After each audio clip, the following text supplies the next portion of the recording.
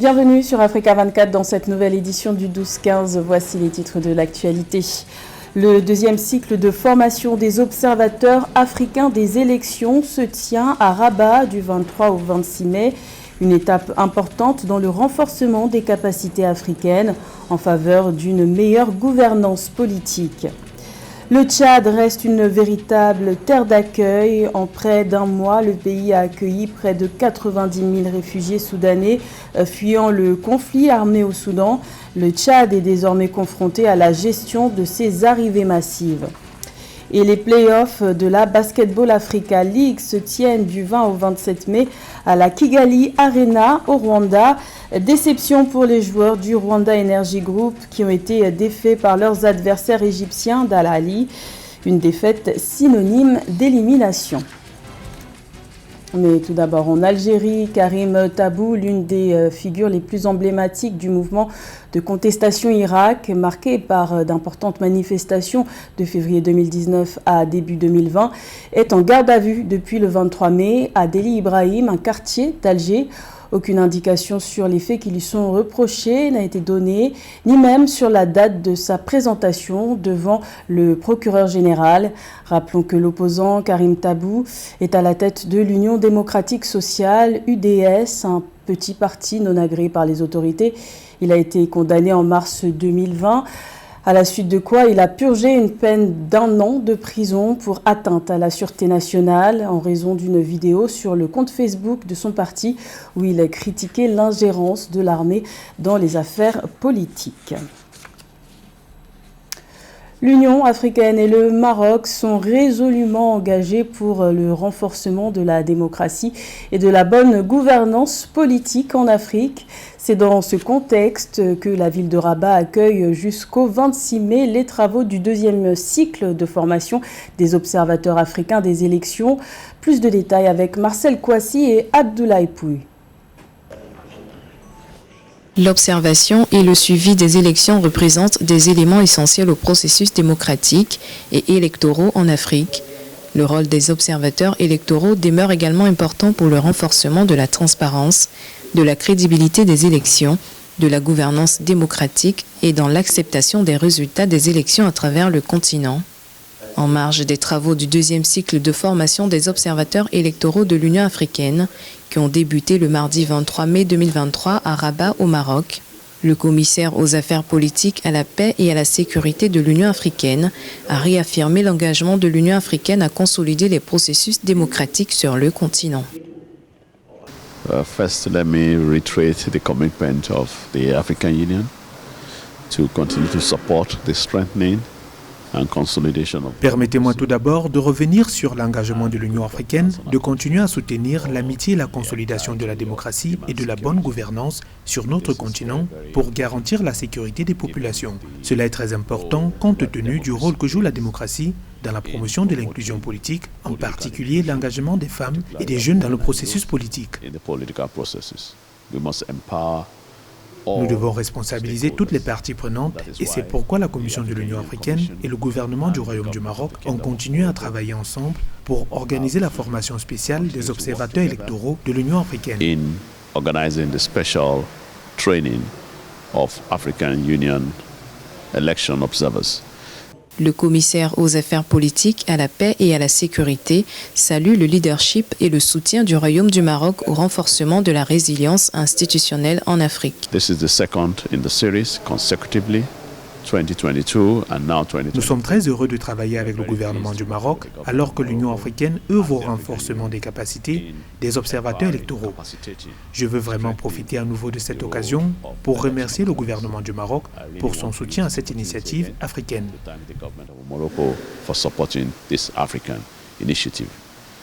À noter que l'Union africaine prévoit le déploiement de 16 missions d'observation pour le suivi des élections prévues au cours de l'année 2023 dans certains de ses États membres, notamment le Zimbabwe, le Mali, le Libéria, la République démocratique du Congo.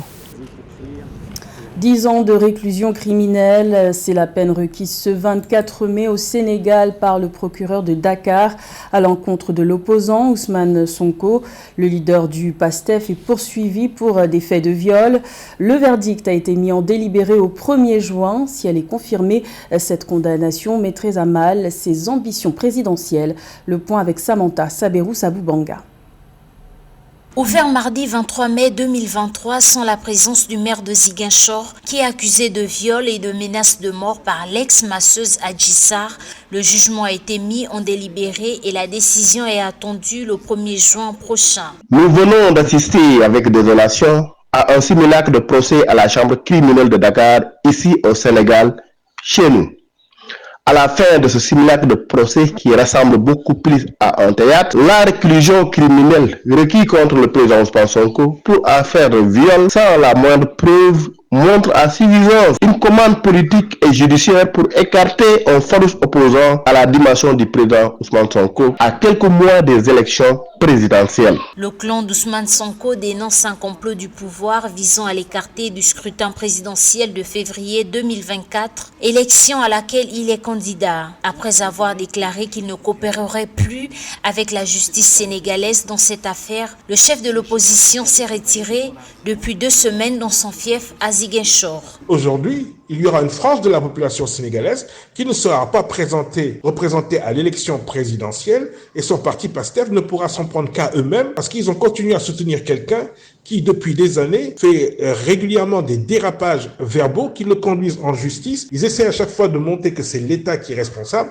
mais lorsque vous prenez un micro, lorsque vous posez des actes répréhensibles, vous tombez sous le coup de la loi. Et n'oublions pas que nous sommes dans le domaine de la politique. La politique est un domaine très dur, où le combat est très dur. Et alors ne donnez pas les moyens de vous faire battre. Il faut agir en responsable. Et sur ce coup-là, Sonko très régulièrement n'agit pas en responsable, surtout par rapport aux ambitions qu'il a. Durant l'audience, la plaignante Adji Sarr a maintenu ses accusations de viol, assurant qu'elle avait été abusée 5 fois par Ousmane Sonko dans le salon de beauté à Dakar où elle travaillait.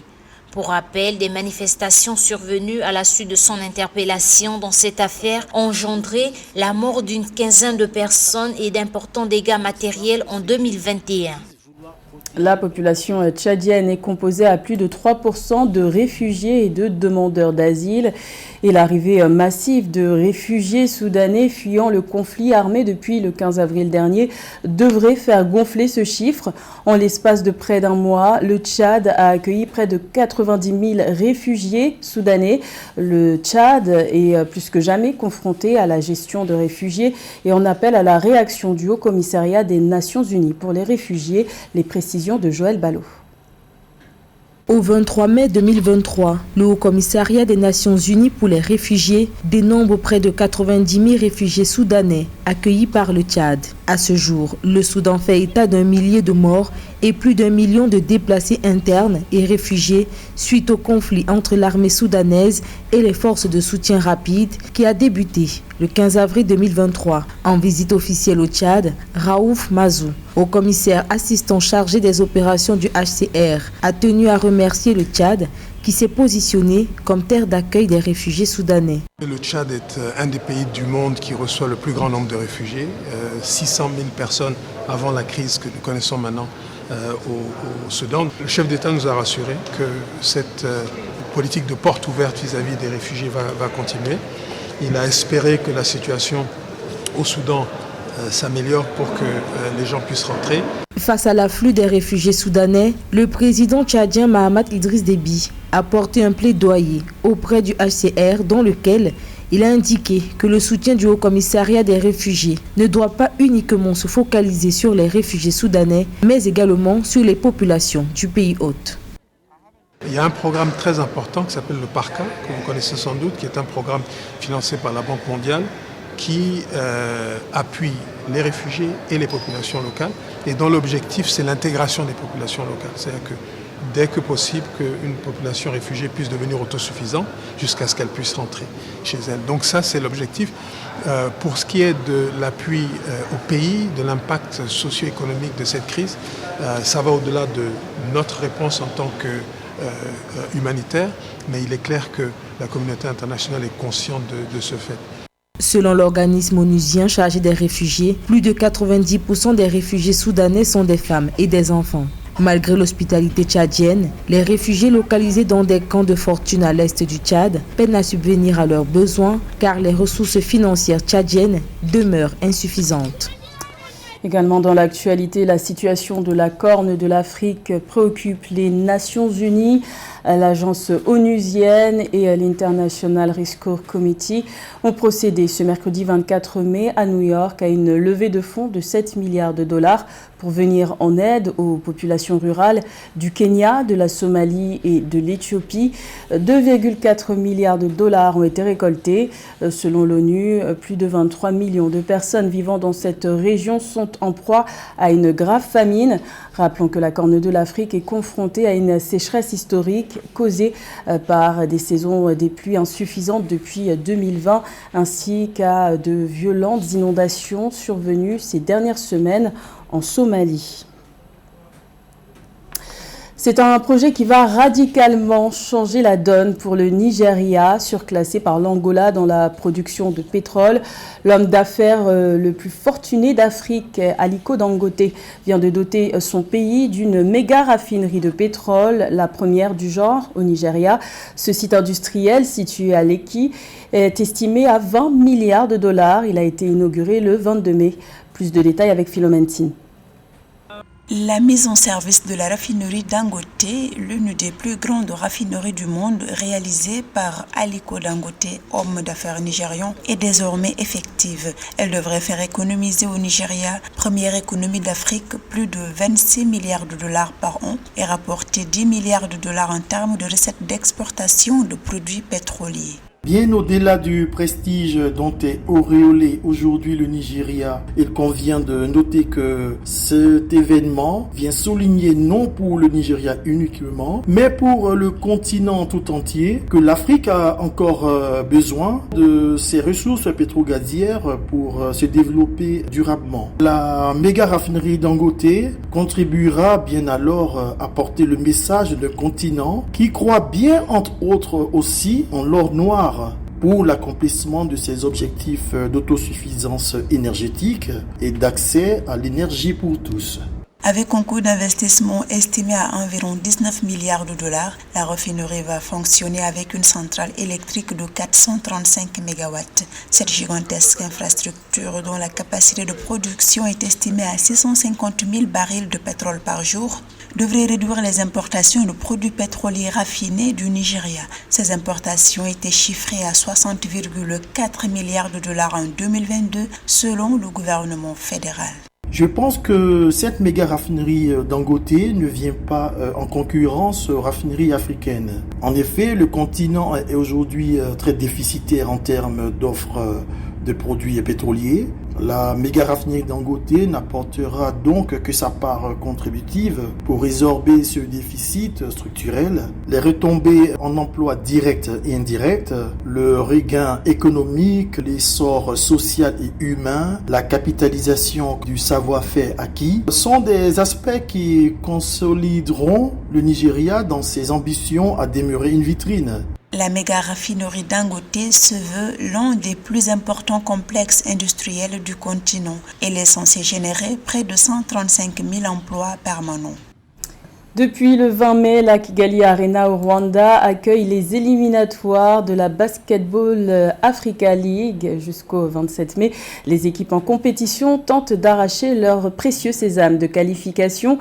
Déception pour les joueurs du Rwanda Energy Group qui se sont inclinés 77-94 face à l'équipe égyptienne d'Al-Ahly. Le point dans ce reportage de notre correspondant fraterne d'Akai Senga.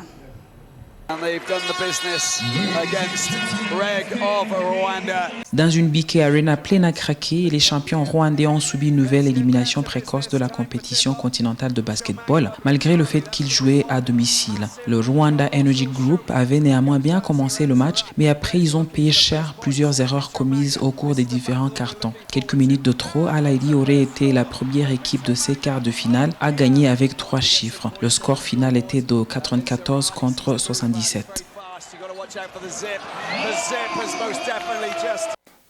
Nous n'avons pas fait preuve de discipline en défense. Nous avons tenté des vols. Nous nous sommes retrouvés hors de position. Ces joueurs nous ont fait payer de la ligne des 3 points.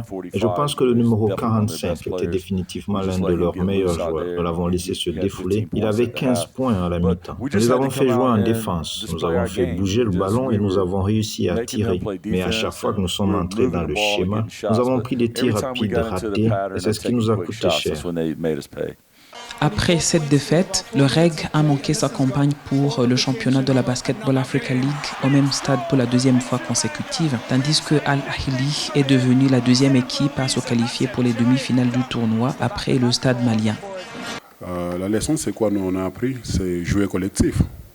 Parce qu'on a eu l'équipe en face, ils étaient collectifs. C'est ce qui nous a compliqué. Et moi, je pense que c'est ça la clé, où on a eu quand même la leçon par rapport à ça. Parce que quand on joue collectif, regardez l'équipe en place. Ils ont eu quand même, moi je pense que c'est 26 assists.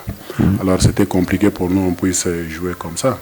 Alors nous, on a assez focalisé pour jouer à 2 personnes. C'est compliqué, on ne peut pas jouer comme ça les matchs de basketball.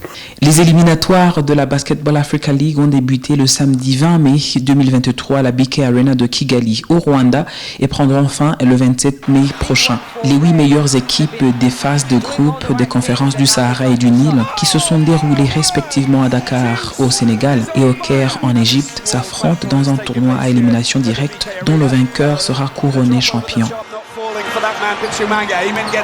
C'était le journal de la rédaction. Merci de l'avoir suivi. L'information continue sur Africa 24.